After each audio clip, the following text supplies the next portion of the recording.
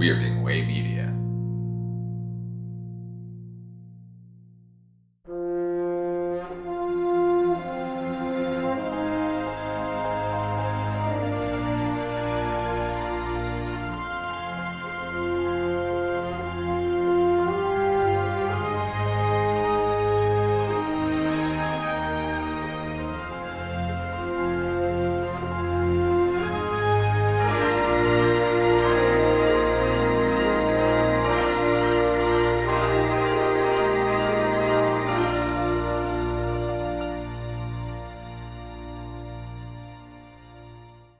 Welcome to episode 94 of the Filmy Munchies podcast. This is Jamie Benning speaking to you from my very cold home here in southeast London. It's -2 here today, and I know that's not like super cold to some of you, but our houses here are not really built for this kind of weather. Particularly this one, it's over 120 years old. Anyway, I'm layered up, I have my hat on. I'm still not feeling great after 4 days in bed with the flu, still got this damn cough hanging around. But thankfully I'll have some great interviews to look forward to, including this one that I have for you today. It's from the archives. More on that in a moment. I just wanted to thank you for joining me again, or perhaps for the first time. If you like what you hear, please consider contributing $12 or your currency equivalent to support an entire year of episodes. That's 24 episodes or more. I do bonus ones, as I've done in 2023, 2022 and 2021. So that's about 50 cents per episode, and I'd say that was pretty good value. You can do that on patreon.com/Jamie Benning, JAMIE BENNING. There are several tiers to choose from with different perks like early video versions of the podcast. Please take a moment to check it out, and I'll leave that link in the show notes so that it's just a click away for you. Okay, so as I said, this one is from the archives, but I've been wanting to put this out in podcast form for some time now. This is my interview with legendary producer Robert Watts from back in July 2018. My cameraman buddy Paddy and I visited Robert at his home, and a lovely home it was too, and he was on such good form and such a delight to be with. We arrived armed with some F1 signed caps from Lewis Hamilton and Sebastian Vettel because a little birdie had told me that he was a motorsport fan, and he was absolutely delighted. And that little birdie was actually David Whiteley, friend of the podcast, who's going to be a guest on the podcast in the coming weeks when we can get our shit together and actually organise a date. We've had a couple which I've had to cancel and things have changed, but we will get round to it. David, if you don't know, is a big Star Wars fan as well and made a couple of documentaries. One, The Galaxy That Britain Built, and it was him who, as I said, introduced me to Robert, so I'm very grateful to that. Thank you, David. Hi, and let's speak soon. This wasn't ever, of course, intended to be a podcast, so you'll hear my questions slightly off camera, off mic. But of course, this is all about Robert and his work on films like 2001, Thunderball, Star Wars, Raiders, Empire Strikes Back, Return of the Jedi. As we started the recording, Robert and I are just chatting about Stuart Freeborn for some reason, and his creation of Yoda. You'll hear friend of the podcast, Paddy Tyndall, ask the occasional question. Again, as I said, some of these are a bit off mic, but I've kind of boosted them as much as I can. So here's my conversation with the amazing Robert Watts, and I'll be back at the end for a bit more jabbering on.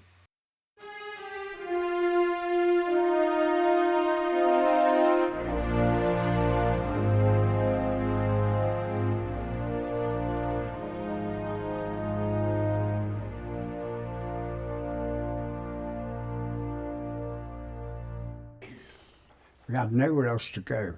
I remember going up to Stuart's at the crack of dawn that morning and going, Stuart, I can't do anything else. And he's still fiddling around with it. But we got there. What a success, though, mate. I still look at that, and he's alive in that film, don't you think? Oh, yes. Absolutely. Frank Oz was brilliant at Amazing. doing He it. had an amazing crew there, didn't he? And it was so good that right across the road from where we were working, Elstree Studios, was ATV Studios, that, as it was then, and they were shooting the Muppet Show over there. So it wasn't like... There was the Best Piggy came to the Oh yeah, set, and Miss wasn't it? Piggy and Kermit came to set. Yeah. Oh, yeah, I've seen that picture. Yeah, and it was just so easy. If I wanted to go over and talk to Jim Henson or Frank, I could just walk across the street. Brilliant. And that studio now, they make EastEnders there. Mm-hmm. Yeah. Holby City, it's Yeah. BBC, I think. Yeah, they have that permanent set there, don't they? Yeah. Oh, they've got the exterior set. Yes, I must one day try and go and have a look at it. Can we do? Could you do a clap for me? Just a Of little course. sync the two cameras, please. Lovely. Now? Just up in front of it. Yep, that's it. Thank you. Perfect. Okay, rolling. Okay, so let's just start by asking you, how did you first enter the film industry? Well, I come from a day where there was still national service in the army and all those kind of things, and I knew I wanted to do this since I was a teenage boy, but I'd grown up in the boarding school system in England, you know, prep school boarding till 13, and then 13 to 18 at another school. And I said to my father when I was about 15, I said, "Dad, I want to work in the film industry." And he was a barrister, my father, and he took a look at me and said, "Robert, that's not a proper job." And I went, "Oh, all right then." But I just left it at that and carried on. Did my 2 years national service in the army, and then, you know, came out of that eventually. So I think in 1960, I've now done all of that education, all of that's behind me, and I'm on an open path to go and do my career, if you like. And that's when I got my first job, working as a runner on a film, which is the way you did it then. There were no film schools. And I got the job from somebody who, my grandfather, who was a script writer at Ealing Studios back in the day, he was now dead, but he wrote the screenplay for the Royal Command performance film of 1948 that was called Scott of the Antarctic, starred John Mills, and he got this guy a job, and in turn he got me a job. That's the way it worked. It was a kind of nepotistic situation always. And so I began, and after a couple of bits and pieces runners on films, I got myself a permanent job with a company that made television commercials, which I suppose is the nearest thing to a film school that I could have gone to, because each of those little 30-second things, most of which were in black and white, the only colour ones we made, it was if they were for cinema, because the television was all black and white, was like a little mini film. And that I see as my film school, 2.5 years, 2 years plus, just over 2 years, working with this commercials company. But it was while I was with them that I got membership of the union, which you had to be because the whole industry was unionised. The union was called the Association of Cinematograph for Television and Allied Technicians, the ACTT. And when I got membership of that, I could return to feature films, but in a union job, and I returned to feature films as a second assistant director on a film called Inside Out, which starred Robert Mitchum and Trevor Howard, black and white film, made up at Elstree Studios, and that was my kind of intro into the film industry, as best I can describe it. So how did you then end up on 2001: A Space Odyssey with the master himself, Stanley Kubrick? Well, I was now on the way, because I you know, after the first film I did, and I did another one, and then I did another one, and then somebody at the studio said to me, "Oh, I know, I was doing a James Bond film, and I was down in the Bahamas. The film was called Thunderball. I was a Sean Connery Bond, and I got a phone call from somebody who said, Stanley Kubrick wants to meet you. And he, at that time, was living in New York. And so I ended up with the second unit in the Bahamas. So I travelled back alone. So I flew back to England via New York, and went to meet Stanley Kubrick in his apartments just off Central Park. And that's, I don't know who actually pushed or gave me that one, but that's when I met Stanley Kubrick. And then he came to England and he asked for me again. And so I went to work for him on 2001: A Space Odyssey, which is a bit of a classic, unusual film in itself. And it was very exciting to do it. And Kubrick was a fascinating director. I mean, bloody hell. So my career was kind of alive here. And so I did a Bond film, then I did 2001: A Space Odyssey. And then another Bond film, which now I'm a location manager on the second Bond film in Japan. And it was called You Only Live Twice, Sean Connery. And my career is sort of advancing. And from there, I went on to, I'm trying to think, where the moment occurred that I met George Lucas, because, yes, I'd met Gary Kurtz. I met Gary Kurtz. Where the hell did I meet Gary? I'll have to go back over my own notes somewhere so I remember some of these things. But I think Gary, said to George Lucas, you should meet Robert Watts, because he worked with, and he told him Stanley Kubrick and blah, blah, blah. And I know Stanley Kubrick actually recommended me to George Lucas. So you can't get a better recommendation than that. It was pretty good. And so I went to work on the first Star Wars, which, as far as anybody was concerned, it was just a small science fiction movie. It wasn't that big. And the stars of the film were Alec Guinness and Peter Cushing. The three Americans, Harrison Ford, Carrie Fisher and Mark Hamill, were unknowns then. And in a sense, Peter Cushing and Alec Guinness pushed as the stars, and enabled it to be made in England, because otherwise one could get a few equity problems about bringing Americans in. And so it covered all the bases. It was a perfect structure for which to make this particular film. So we set off to make it. We had no money, no time.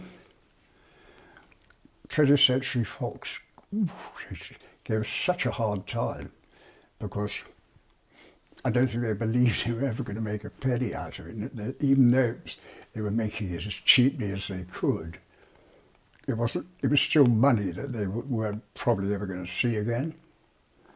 And so it was hard work, but there's a bit of me that doesn't mind that. I don't mind being challenged, because it gives me a kind of oomph. You might say a kick up the arse if you were allowed to say words like that on a programme like this. But Perfect. And what was the capacity of your job on the first Star Wars film? on the first Star Wars, I was production supervisor, which actually is just a senior production manager. It is, and that was the job I came into. Gary Kurtz was the producer, so I was basically running the show and putting it together. It was being made in England. We were using a British crew. George Lucas had never made a film like this himself. And we got technicians onto it who'd all done big movies, because George never had. And set about doing it, and it was a scramble. I'd say kick, bollock and scramble, but I know I'm not allowed to say it on this. But we got there, we got it made, you know, and that was it. And once it was finished shooting, the whole thing went back to the US for editing and all the optical effects, etc. And so, as far as I'm concerned, my job was over then. And I carried on whatever I did. And the next year, when the film actually was opening, I was in the middle of Afghanistan, of all places, with Peter Brook, the director, making a very much an art house movie called Meetings with Remarkable Men. I mean, it starred Terence Stamp, but most of the cast were kind of Peter's club of actors that were around him, because he lived in Paris then. As far as I know, he still does, Peter. I know he's still up and around. He's knocking on a bit because he's older than me. Well, I'm knocking on a bit, so I know. So I'm in the middle of Kabul in Afghanistan, where I've got no communication back to the studio based in Pinewood in London. I've got no communication, no telephone, nothing. The only thing I've got is a telex to communicate backwards and forwards. You know, there was no such thing as fax or anything like that, email, forget it. There wasn't anything like that. And so that's how we did it. I used to just operate through telex and let them know what we'd managed to do, etc., etc. And so and they would only communicate back to me with business, you know, matters concerning business, because it was telex. So anyway, Star Wars opens, right, and I'm there, and I had no idea what had happened. And the way I found out was you could buy Time and Newsweek magazines, and that's how I kept in touch with the outside world. And one week I bought the Time magazine, and there were 8 pages of colour pictures from Star Wars, and I went, oh wow. And there was a little fold-down thing in the front copy with an X-Wing fighter in it. And I thought, wow, what's happened? And I read this article and I was like, whoa, this thing's really taken off. It was brilliant. And so we finished shooting in Afghanistan, and I get back to London, to England, and I get back at Pinewood Studios, and everybody said, oh, Robert, have you seen how that film you did is doing? I said, well, I'm beginning to understand. Of course, I hadn't seen it. My wife and kids had, but I hadn't. because I was in Afghanistan, that's why. And so, well, the rest is history in a sense, but it was just the most amazing piece of box office phenomenon that I think anybody had seen.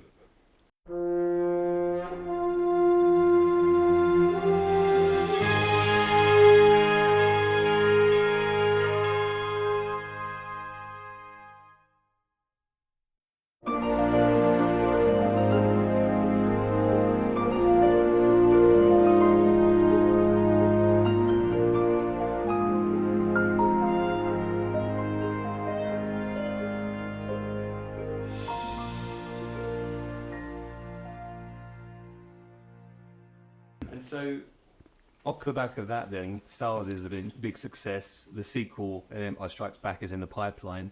Were you then called straight onto that to fill that same job? Basically, George had said to us when we were making the first Star Wars, he said, if it's a success, we'll make 2 more. So now we've got this massive hit, so there's an inevitability about The Empire Strikes Back. So yes, I get a call back from Gary Kurtz and go back, but this time I'll get the job as associate producer.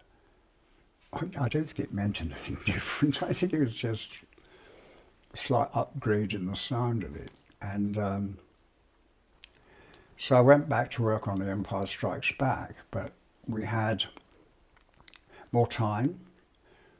less of a squeeze on the budget. I was absolutely adamant, I was myself, that we mustn't, because the first Star Wars had done so phenomenally, allow ourselves to just get flatulent with the money, if you like, because we could have done that.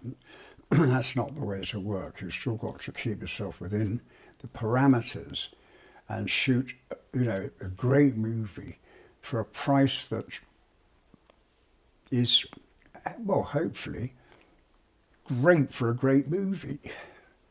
And so we went off to do The Empire Strikes Back with Irving Kershner directing, and back came Mark and Carrie and Harrison. And actually, between you and I, the three I did, The Empire Strikes Back, I think is the best of the three films. I think it's a brilliant piece of cinema. Irving Kershner, was a super filmmaker. He'd done superb work. And of course, we weren't facing all the problems of being squeezed and shouted at by 20th Century Fox. But so we went ahead, and it was a huge, again, a huge hit. For The Empire Strikes Back, of course, you went up to Norway for the big snow exteriors. The Empire Strikes Back. Yes, The Empire Strikes Back. We start on shooting on what is supposed to be the ice planet Hoth. Sounds kind of hot, doesn't it? Hoth. And I took off. Really, first job was to find the location to shoot this, because so Norman Reynolds and I, production designer. I'm trying to remember, was it you that you may have told a story once about how you got Harrison Ford to come and shoot a blizzard scene? I'll tell you that, yeah. Yes, so we found this location in a place in Norway called Finse, F-I-N-S-E, because, well, difficult to find actually, because we needed something that was guaranteed snow, therefore altitude, but we couldn't be sort of alpine looking. So we couldn't go anywhere near the Alps, because they all, it's classic up and down mountains. And Finse is brilliant because it's a plateau high up. This shot, for example, Scott of the Antarctic up there, which about his trek to the Antarctic, a lot of it there. And it was a brilliant place, so we found it. And I thought, yeah, this will do, this will do nice. The designer loved it. And so we set off to start shooting. Anyway, you could only get in by railway. There was no other way in winter. You couldn't drive there. It was completely cut off road-wise. But the railway went through it. But on weather that we were about to have, not even the trains could go through. And so we get up there, and the first morning that we're going to start shooting, there is a raging blizzard outside. I've never seen anything like it. And I look at it, I go, well, we can shoot these things right with our backs to the hotel here, and shoot this way with the torn and stuff like that. But there's a limited amount we can do, because this was a sequence, because we were going to shoot it it was a blizzard, we were going to shoot it on the stage at Elstree. And therefore, it was never planned to be shot on location. And it was the only scene that had Harrison Ford in it.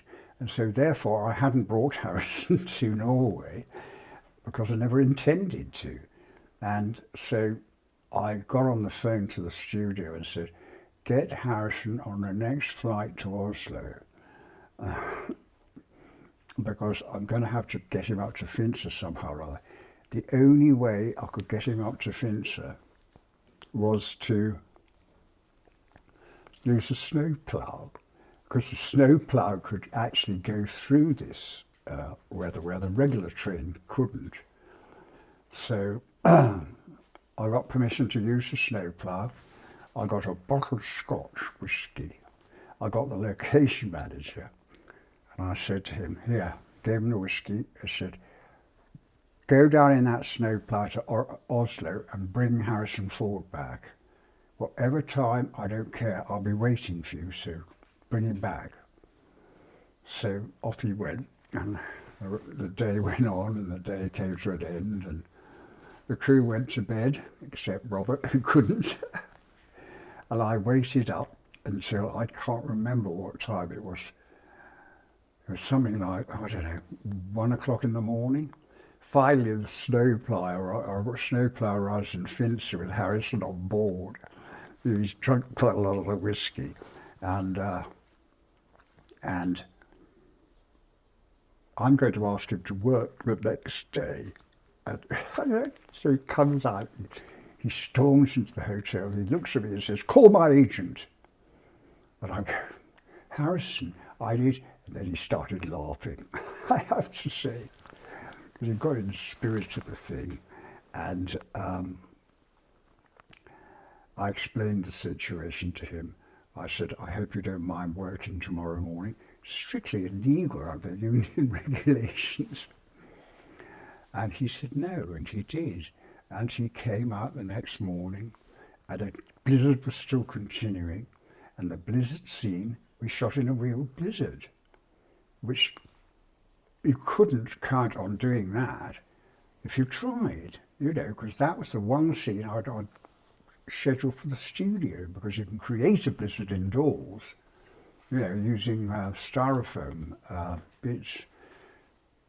You can't create it in the outdoors because of the depth, but it worked, and he did it, and bless his heart, he did it. I'll always say Harrison for that. That's great, because you can tell as well. You can tell it's real, you know. Oh yes. Yeah. As you say, you get. Yes, we've got the Thunderball to cut it open. Yeah. And Mark is lying there, so he puts Mark's body inside the Thunderball to keep him warm. God, it was cold. It was bloody freezing. I remember because I was there. But we were literally just outside. The hotel was behind us there. The camera's here, and the hotel, the side of the hotel's here. We didn't go any further.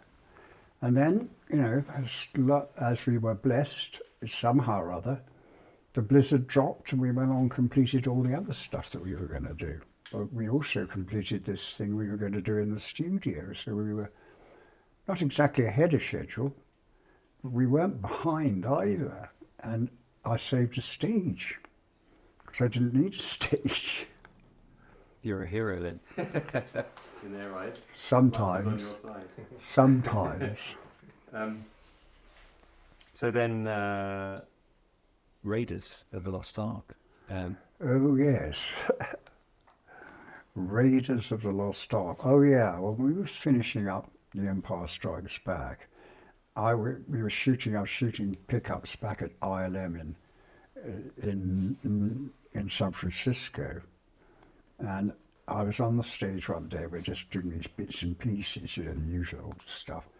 And George comes on the stage and he says, "Have a look at this," and he hands me this script, and written on it is Raiders of the Lost Ark. And I took it home that night, and I read it.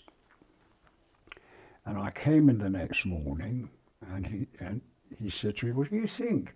I said, "Boy, that's a busy script, George," because it had everything.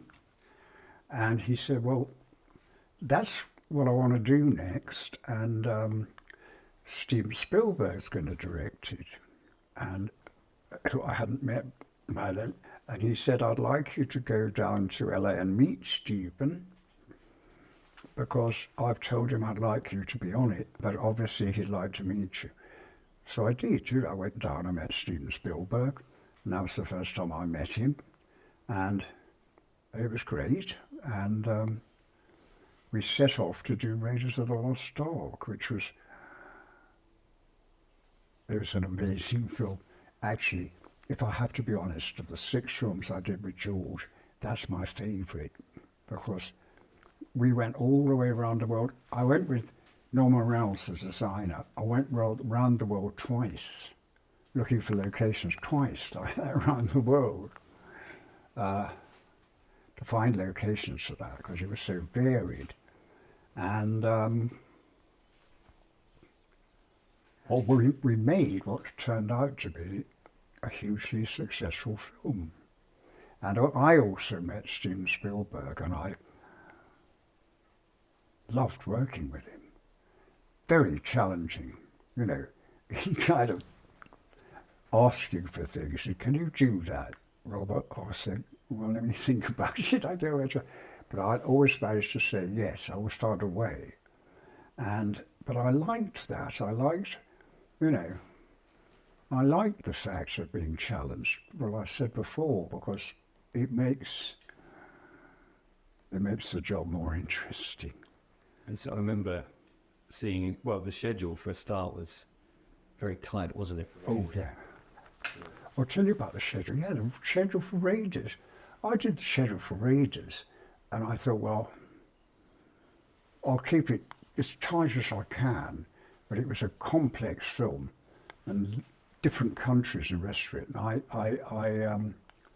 I laid it out over 23 weeks.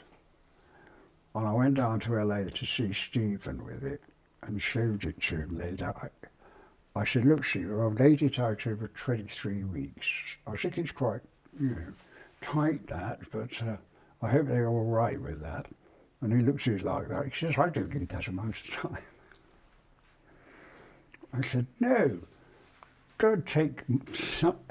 Anyway, I took 7 weeks out of it.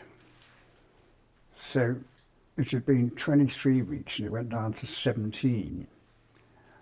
And I'm really nervous now because Stephen, well, let's put another piece into the puzzle here. Stephen had just made a film called 1941. And what I always do, if I go to work with somebody like Stephen, I find somebody that I know well enough that I can ask them about him. And the assistant director on 1941, I'd worked with on a film in Mexico a few years earlier. And so I rang him up and said, "Oi, Jerry, it looks like I'm going to work with Steven Spielberg. What's he like to work with?" Oh, Jerry said, "Oh, God, Robert," he said, expect to go 50% over."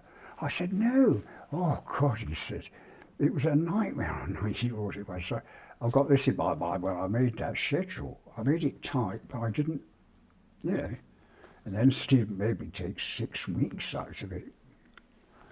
I was like, but we came in 2 weeks under that. 1941 went massively over budget. It wasn't a flop by this time because it hadn't opened. It turned out to be a flop. And also, but Stephen was out to prove something. Oh, they all say I'd go over, because that's what his assistant director, Jerry, had said to me. "Oh, Robert, expect to go 50% over." I said, "No, Christ, I got this complicated." He said, "Well," and so that was Stephen proving to everybody that he could do it. This is why he did this amazing, I've never seen anybody move so fast on a very high, it was a very complex story, very complex sets, complex characters, complex action. It was a full-blown action-adventure movie and some.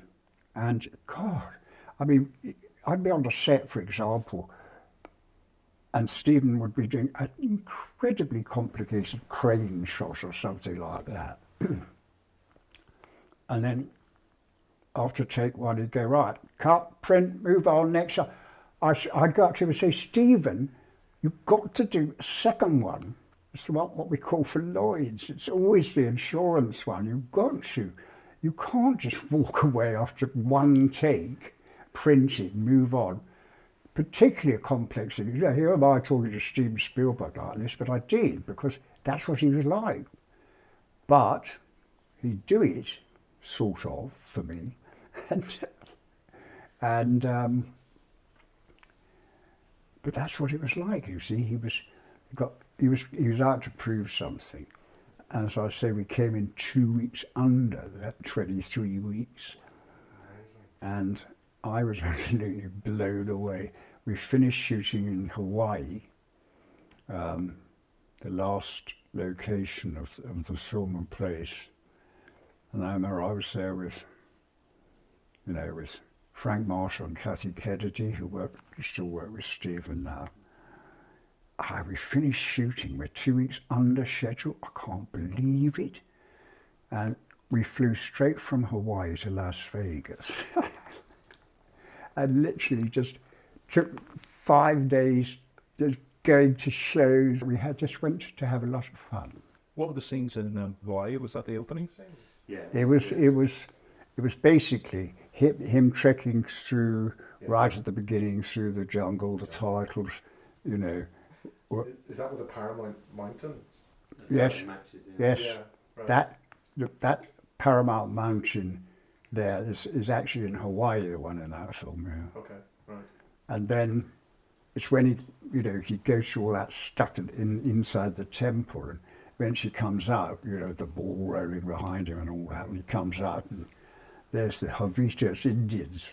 Weren't you the guinea pig to the ball? Well, let's put it this way. While the set wasn't finished yet, but the ball was in position and the rest of it.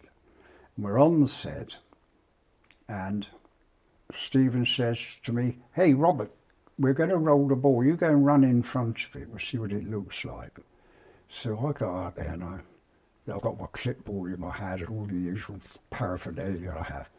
And this ball, all right, it's just fiberglass, but it's not exactly, it was huge.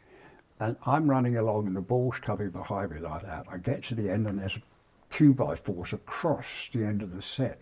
I had to jump over them, and then the ball came into a stop like that. And I said to Norman Reynolds afterwards, "You could have stopped it, couldn't you?" He said, "No." I think there's even a bit of footage, I've seen. Could be you. It's a bit dark, but yeah, somebody's running in front of the wall there. Yeah. Yes, and Harrison did it, but it was slightly different because it wasn't dressed when I did it. It was still, But I loved that film. It's a brilliant film. It was my first thing with Spielberg, and I did other films with him. I did obviously 2 more Indiana Jones, and then I produced a couple of films for his company, which was nice. So, and we're still friends, I think he's a brilliant director. He talks about Raiders, how he shot it quick and dirty, doesn't he? I could tell from your description there. Oh, God. Absolutely right. Yeah. I actually did a sort of feature-length making of Raiders by getting all of the bits and bobs over the years and putting them all together. I'll send you a DVD. Oh, would you? Yeah. Oh, I'd love to see that. Yeah, it's good. I know you've talked about this many times before, but you appeared in a Star Wars film as well. You were in Return of the Jedi. Well, yes, it's kind of brief, because I was in that 2-legged walker, ATSG device, when Chewbacca pulls out the pilot and throws him to the ground. Well, when you first cut to the interior of the pilots, we shot that with blue screen at ILM, and so we were there shooting away that day, and we just come to do that. I had a couple of extras in just to put on the uniforms to sit there doing that, because there's no dialogue. And so somebody said, "Why don't you and Richard do it?" Richard Markham, the director. So Richard looked at me, "You want to?" I said, "Yeah, let's do it, Richard, for fun." So we did. We put on the costumes and did it. And but it's not me being thrown to the ground or anything like that. But yes, that's my brief moment. And it's funny, I guess, that people will get you to sign that photograph. Oh yes, the ones where you worked for 2 years. Oh, I've told them before about that. They go, oh yeah. I say, look, this job took me 2 hours, but this job took me 6 years. These autograph fests are amazing phenomenon, aren't they? Yeah, but there must be an action figure. There is an action figure of me and Richard Marquand, the two of us. But they brought out a single one and they put his photograph on the packet. So, well, I expect I can't complain. He was the director. And so then, looking back at this legacy of films, how does it make you feel when you look back at those films, knowing the impact they've had on the world? Well, it makes me very proud, but it also makes me very grateful that I somehow or other became involved in them. And, you know, it's a kind of legacy for me in a way. If I need one, at least my grandkids kind of have something to say. Oh, look, yes, my grandfather did this. No, I'm thrilled. Always wanted the films that you do to be successful, but I never, ever imagined being associated with sort of mega hits like these. Amazing, though, to work with some big names there. I mean, incredible, isn't it? Yeah. Well, yeah, I was lucky. Lucas, yeah. George Lucas, Steve, oh yeah. So he had a rough time on Star Wars, didn't he? I mean, he was really under the cosh. Oh, he was so under the cosh. And did everything possible to try and help it happen. That's all we could do. Was there ever a point where you thought, this isn't going to be made, the first Star Wars? Or was you've got that attitude, you said that you liked the challenge. Did you always know you were going to get there? I knew we'd get there. I've never done a film which got abandoned. Well, once I was on it. So it wasn't in my kind of repertoire. We did, you know. I never thought that way. I just thought I was just got to be ready to go. We got to do this and get it done. And it was unlike any other film I'd ever done. Because, well, it was Star Wars. One last question then. Doing what you did in the film industry, what qualities do you think you've got that enabled you to do what you did so successfully? That's a real difficult one to answer. It really should be answered by somebody else.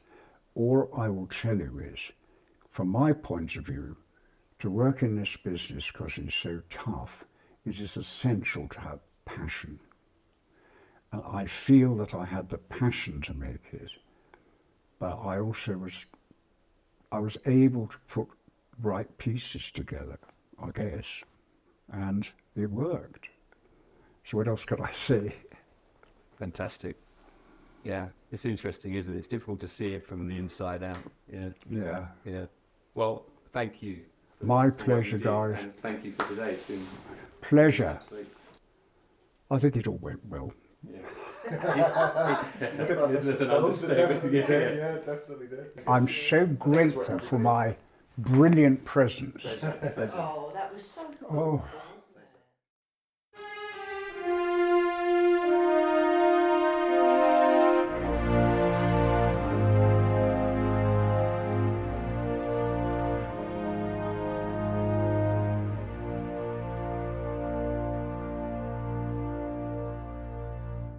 Well, I hope you enjoyed my conversation, or rather interview there with Robert Watts. If you do want to see the video version of this, which is, heavily edited down from this kind of raw footage, that's still available on Vimeo, on the Filmumentaries Vimeo channel. It's called Robert Watts, A Life in Film, and is interspersed, as you might expect, with clips and stills from the films that he's talking about. It's well worth checking out. One of the best things I saw in 2023 was a photo of Robert with Harrison Ford at the Dial of Destiny premiere here in London. Robert in his wheelchair, Harrison leaning down, their foreheads touching in an embrace of respect and love for each other. You could really see it, big smiles on both of their faces. It really actually brought me to tears when I saw that. And I did hear from a friend that Robert was absolutely buzzing after that happened. You know, when you work with people on these big projects, you kind of say goodbye to them, you know, after a number of years. And he worked on, you think about it, all those Star Wars movies, all those Indiana Jones movies, those first 3. And then probably, I don't know if they saw each other again, but they've got that kind of experience that they shared. And it was so wonderful to see that sort of emotion pouring out of both of them. I'll post that on my social media so you can take another look. Look out for the next episode of the podcast in late January 2024. Lots more on the way. I'm lining up stuff as we speak today. Thanks for joining me, and I hope you can do so for the next episode of the Filmumentaries podcast.